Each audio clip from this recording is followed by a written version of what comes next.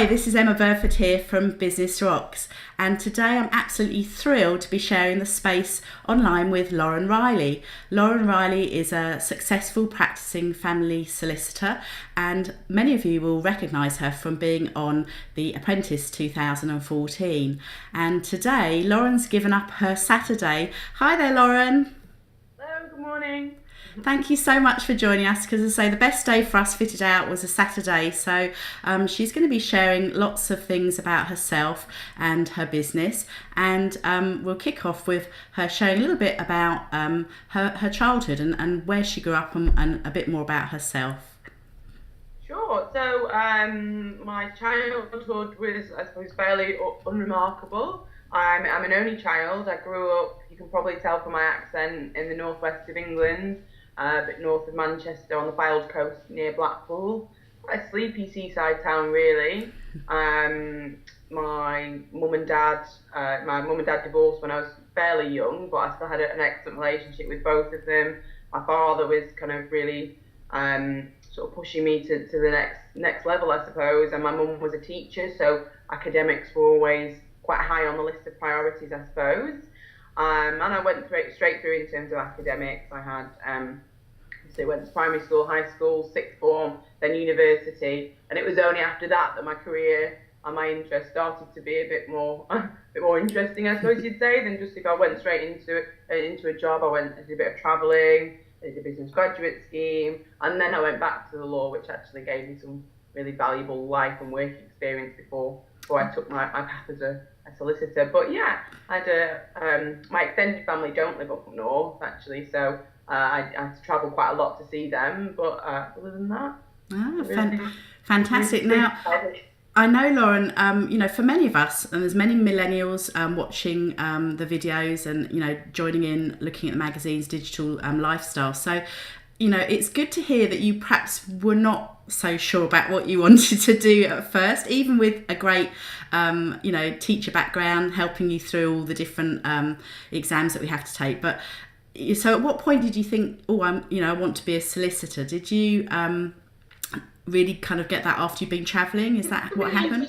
It's a really interesting point, and something that I quite like to speak about, because I think there's a lot of pressure on young people to know exactly what they want to do. Even in the business, we have our interns, for example, and you can see the conflict in their face, because they feel like they're somehow failing because they don't quite know at the age of 21 what they want to do with their life. And I don't actually think that's a bad thing. I would embrace that, because it gives you the opportunity to explore. So how it worked out for me was that so I'd always wanted, actually, from a child to be I wanted to be a barrister. I wanted to be a lawyer.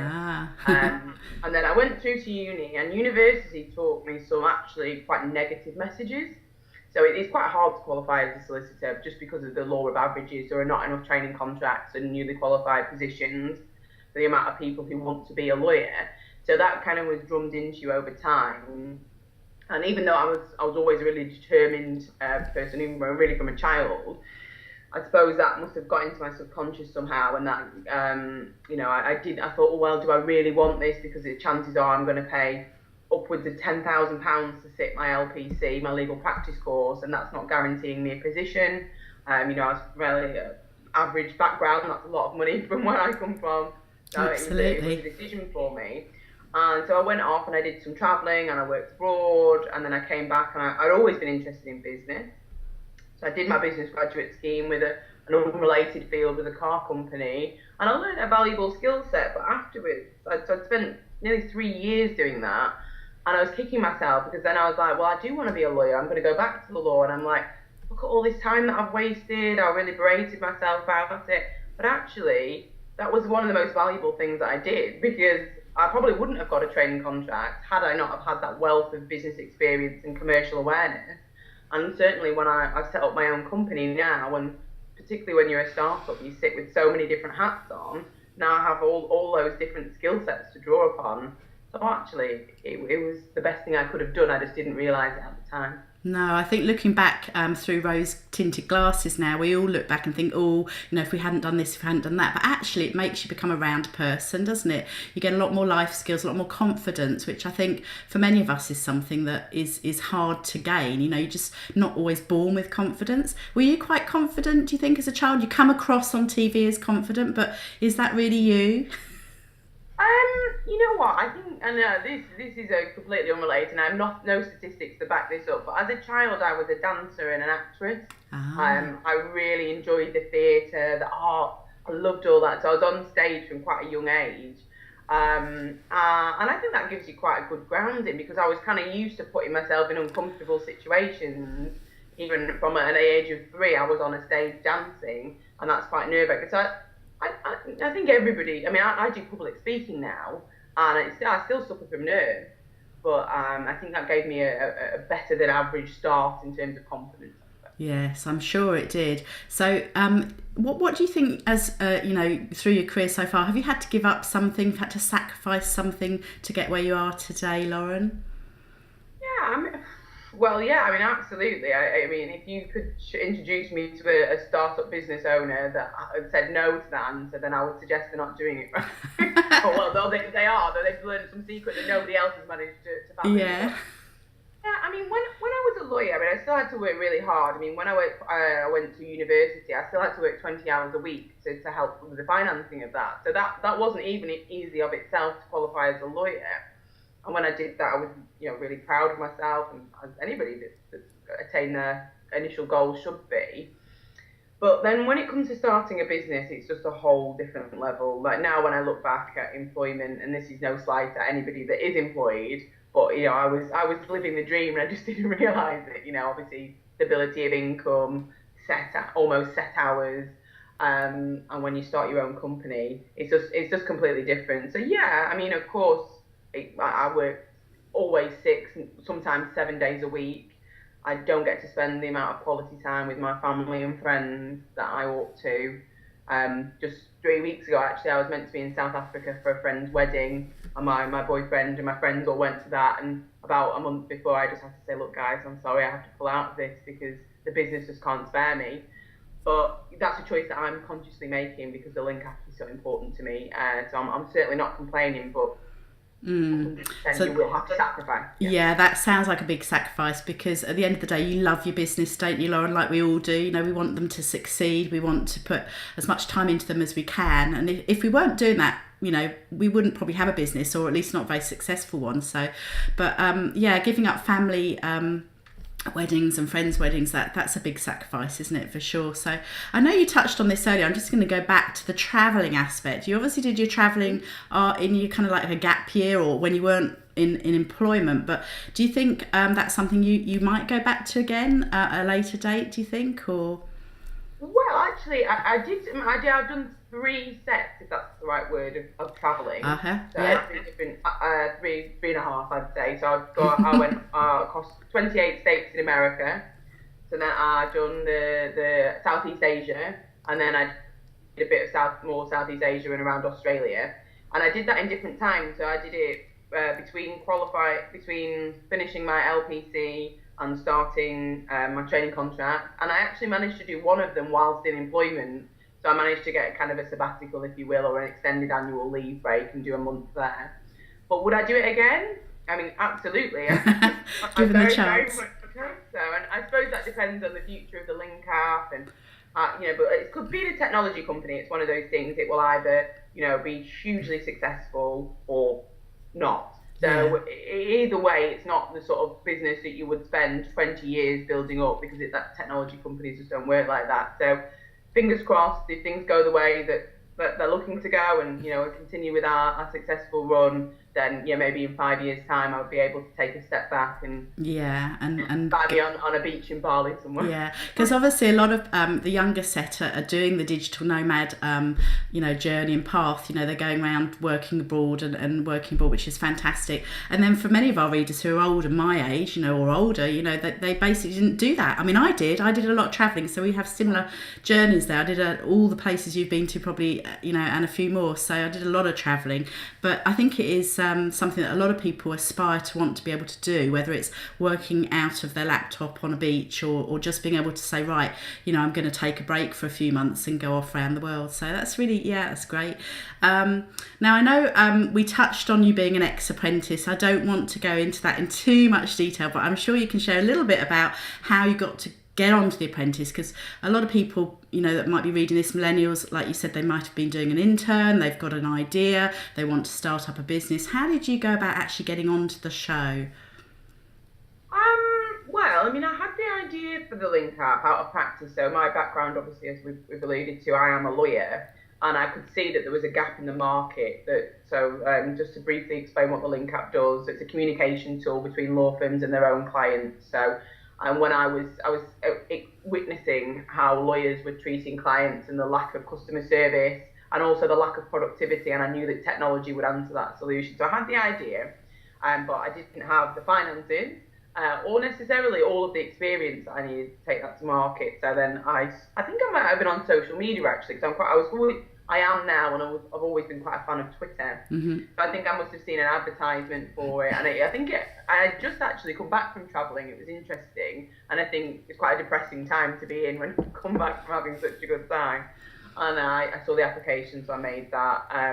Never really thought much of it because I'm a lawyer. I'm entrepreneur. At the time, I didn't think I would get it, and then I got the first interview. I was like, oh, this is interesting, kind of exciting, and every time I got through another stage, I didn't think I would get on the show, but I was fortunate enough, and I did, and here I am today. You did. That's a great. So basically, you took a bit of your determination and said, right, I'm going to give this a go, because, and I think you probably are very entrepreneurial, just because people choose a path, whether it's something that they really even were sure that they want to do. You weren't sure at the beginning. You went on, became a successful solicitor and took that career path, but then you came up with this great idea, which the Link app has brought out, to get information to solicitors and keep them in touch with what's going on, which I think is fantastic. So, and going back to the show, I know I asked some of my group members, a few, if they had any questions, and one of them was, is there a softer side to Lord Sugar? So that's the only thing I'm going to ask about him. Is it all bravado, or does he have a softer side, or is he really quite tough like he appears to be on the TV? Well, does he have the softer side? My answer would have to be no. Okay. But does he have one? I'm not the best person to answer that. I'm sure if you ask his wife or his family, I'm sure they'd say yes, he's a lovely individual. If you ask me or any candidate on The Apprentice or any of the production crew that run around after him, he's just exactly like you see on the telly. He talks to everybody in the same manner. So no, I'd have to say. But it's a TV program, and particularly once you've been through that and you've seen how it's edited and you've seen what their priorities are, it's very much about entertainment. Yeah. So I'm sure he's playing a role, to be honest. For the cameras a little bit. Cool. A little bit. A little bit. Cool. Okay. Now, I know you've touched a little bit and explained about the app, but I'd love to get down into a little bit of the nitty-gritty. There's people watching. You mentioned interns earlier. How did you take that idea, your conception of an idea, into putting it together? How did you grow your team? I know you're working really hard, like we all do, we put a lot of work in, but how would you say if someone had some idea and they wanted to kind of get on with it, how would you start, putting that together? What would you suggest they do? That's a long question, isn't it? So it's quite long, and I hope you've got a couple of hours to but I'll try and yeah. So the short answer was, so I knew I was onto something, because, and this would be one of my tips, because my background is law, I knew this product would be used by law firms and it was necessary. It answers a need, and that's quite important in business. So I knew I was onto something, and then I just thought, well, I'll see how far I can take it, because I wasn't financially in a position to just leave work, so I still continued to practice law and sort of part-time, see how the Link app could evolve. And every time I took one step, even the basics like do market research before I really started anything, the answers I was getting were so positive, and so many people wanted to come on board with my vision. I was just like, great, and it kind of snowballed. That did I ever think I would sort of work in this as a full time and we'd be enjoying some of the successes that we are? Probably not even myself. Like, it's more than I could have dreamt of. But it was just a snowball effect. So I started out and took some baby steps. I created the website and some of the very basics, and then the team and who I work with just came out of necessity because we didn't have, I didn't win the Apprentice, so I didn't have a 250k budget. So it came out of necessity when I needed that person. So, for example, it's a technology company, but I'm not a techie, so I can't code. I didn't create the product myself. I informed all of the decisions that surround the technology, but not made it. So obviously I needed to fill that role. And it was just about who came on board with the right passion, really, because as we've alluded to, this is my baby, and I really want this to succeed. I'm not just going to go and take on anybody to fill that role. So yeah, it was sort of gradually, really. It wasn't one moment I was like, right, this is it. I've got a huge team, and of course I'd like to grow us a lot more than we are now. But yeah, every day it was all incremental, and then these fantastic things are happening. Because it's so innovative in that legal space, we've got a lot of PR, a lot of the legal publications were really interested in what the Link app was up to, and it just kind of snowballed from there. And with our distribution chains, people wanted to help us get the product out there, and people have just been so fantastic and supportive, and that's, I can't thank people enough. It's amazing. No, that's fantastic. So did you have to outsource the app side of it, to like India, for example? How did you find your app person and, No, I didn't. Well, it was actually, that was kind of an organic discussion because I had a friend of mine, when I very first had the idea, obviously because my background isn't tech, a friend of mine was a developer that was employed at the time, an English developer friend, and I just ran ideas past him. I'd be like, well, what do you think of this? And then eventually he got really interested in the product and kind of sort of soaked up some of my passion, I suppose. And it was actually him that I got to build it, because then he was between roles and he was contracted purely for the Link app for a period of time to build our product. So he took it on and you felt very comfortable, because that's always a worry for many people. They've got this idea, they're starting to build their team, and then they may need something built, but it's finding people that don't let them down. And so it sounds like you fell into the right place at the right time, and obviously your friend built something fantastic for you to be able to market now, which is great. Yeah, absolutely. But now we have a team, so we've had to evolve. When we built our MVP, it was just built by one individual, and now we have several developers working on the project. So, and that's one of the most difficult things for me, and it's about trust and relationships in business, because you take on an external provider or even an employee, but you take them on and you have to trust that what they say they can deliver upon, and and that you're letting go part of your business to somebody else, and that's always a risk. Yeah, I think that's how entrepreneurs become successful, by being able to let go and being able to give out different parts of the business to other people, because the natural thing is, for many of us, I can do all of that, but there comes a point when there's not enough time. So, yeah. Okay, so I know you've got lots of exciting plans. Have you set your goals yet? For many of us this time of year, we're thinking about what our goals are for 2016. Have you set those all out yet? What do you have planned for the next year? Yeah, I mean, that's a good question, actually. And it's something that, like I say, when I do my public speaking, it's something that I advocate goal setting and sort of, periodic reviews of those goals, not even just setting them. But have I sat down and done it? No. But the kind of organic for me. But so obviously with the Link app, we've built a fantastic product, a fantastic brand awareness in that space. We've got law firms using us, we're getting feedback. So now it's about growth, and hopefully exponential growth for 2016. So we've got all the things in place to see us just sort of skyrocket, and that's what obviously it's my job to oversee that. So that's the goals for me in the business. I've got a personal goal to go to Australia for Christmas next year. Fantastic. Holidays are few and far between, and I've got some friends out there that I'd really like to visit. Then, as some people may know, I have my own YouTube channel now. I have a vlog on youtube.com/c/Miss Lauren Riley. And so that's relatively new, actually. So I've started doing little bits about the Apprentice. I do a review, but that's not really what it's about. It just happens to be some content that I can put on there. And I want to share my journey a bit more, my advice. So that's something I really like it when I do the public speaking and I do interviews. So I feel like I maybe get to give back a little bit. Some fantastic people have helped me along the way, and I'd love to do the same. So the vlog's quite important to me, and I blog on laurenriley.co.uk regularly anyway. So I'd like to find some more time in my working week to put towards that.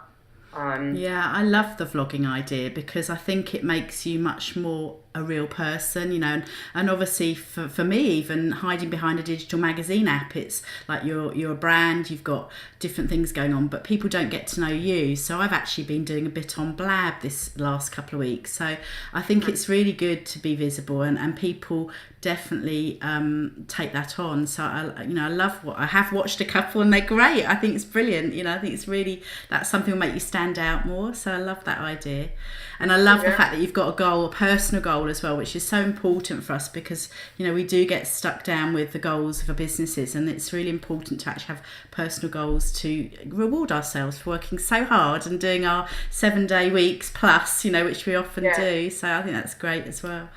Fantastic. Yeah, that's really true. And then, I'm a big health and fitness fan. Anyone who follows me on Twitter will already probably be bored to death of me talking about that. But just recently, that's one of the sacrifices, unfortunately. And I never ever accept anybody else's excuse when they say they haven't got time to exercise. But that's one of the things I really want to put a bit more priority on in early next year. So yeah, do you know, I'm very guilty of that because obviously, I've got 3 children and, I run business and I'm a lot older than you. So, but, we do have excuses, but because we love what we do, sometimes you think that's not as important to keep up your fitness, whether it be just walking, which is what I do. But, I think over the years, things do tend to slide sometimes, and it's really important to recognise that and make sure you keep it up near the top of the list. Otherwise, it's very easy to just sit back and think, oh yeah, no, I'm fit, I'm young, and and not actually go out and do that. So I know you talked about talked about Twitter. Has that been the main growth area for the marketing, or what have you been doing some like Facebook ads, or how do you market your app? Love to know what you do with it. It's really interesting. We're not in a huge January next year when I talked about the sales and growth is where our aggressive growth strategy comes from. So far, it's really just been maintenance because we've been so inundated with some fantastic opportunities. For example, like this, or the social media obviously is quite big for us. So we've just been we don't advertise anywhere specifically. I do a lot of public speaking, and that's mostly aimed at lawyers. So that's, again, a part of our marketing. Mm-hmm. I'm so passionate about it. If anybody gives me the time of day, I'm always talking about it now. But yeah, so I guess the type of people that you're actually connecting with, I guess, are looking at the magazines, are looking at the interviews, are looking at the stand up and talk, and I guess a lot of word of mouth. You get known, don't you, in that small circle of that niche that you're in. So it's probably you haven't had to do much advertising. That's great, isn't it? It's great if you don't have to do that. I'm certainly not going to sit there in any type of an arrogant position, because I think we certainly will do, and that is the plan from January onwards. But this far, it's been about really the stability of the technology and really sort of getting getting people using it, getting the accurate feedback, and really sort of getting that product that really answers the needs. Really what lawyers wanted. So is the app global, Lauren? I have to say I'm not sure on that one. Is it based on the UK market or? We have. It's funny because we get requests. We've had requests from Australia, New Zealand, Ireland, but no, we've concentrated our efforts on the UK because that gives me a jurisdictional issue because it's law. Right. I know the UK legal market. Not to say that we won't be global, of course, but at the moment we're focusing our efforts very much because it's also about what I was passionate about, because I'm passionate about lawyers and their clients, and that was where I practice here in the UK, and hopefully that will be applicable globally, but I want to really corner the market and address the need of this business. Yeah, sure. Okay. I did wonder, and I guess that makes sense because obviously the UK laws can be different to the laws around the world, so that makes it harder to do the next step at a later date. So you're not practicing your family law at the moment, I take it? You're just really just concentrating, or do you do a little bit? No, I do still practice family law. I do a consultant role, ad hoc. Yeah, when you've got things that you want to do. Cool. Okay, so for the next 5 years, have you got some long-term goals that maybe you can share with us? I don't know what your plans are, and I know you're still in your 20s, I believe, but the clock starts to tick, doesn't it? Have you got plans for children and settling down, or is that not really on the radar yet? Okay. I I turned 30 earlier this year, so Okay. I'm no longer in my 20s, I'm afraid. Happy birthday. Thank you. That's an interesting question, and one I don't credibly know the answer to. It's certainly not a priority for me, No. as you might imagine. I'm really happy with the way that my life is. One huge goal would be to address the work-life balance as the company grows and we can take on more members of staff, etc. I would, particularly in 5 years' time, I would hope that, like I said before, technology companies are usually huge growth areas or not at all. So I think in 5 years' time, we'd certainly know the answer to that. And hopefully, there's a bit more time on the beach and time with my family and kind of paying. I suppose it's paying people back, and I don't necessarily mean by money. I mean by my time and thanking them for all the support, because the support of your family and friends when you're starting a business, they don't get to see the way that they should do, and you have to let them down on some things, which is terrible. But hopefully in 5 years' time, that's when you can give back to the people who've helped you along the way as well in business and in general.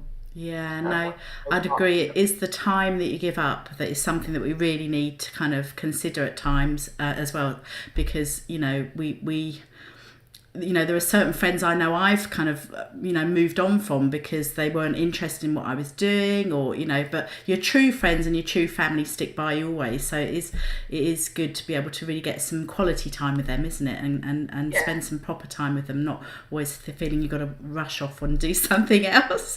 So or sort of apologising if you're having to take calls in the middle of dinner and things like that. Yeah. But it's just a short-term thing, hopefully, and like I said, that's my goals really and whether that brings a family with it. Absolutely. Well, I say you're only 30, and I'm sorry, I thought you were still in your 20s, but 30 is a great age, so you've got lots of time to think and really spend time concentrating on your business for the next few years and really make that truly very successful, I know.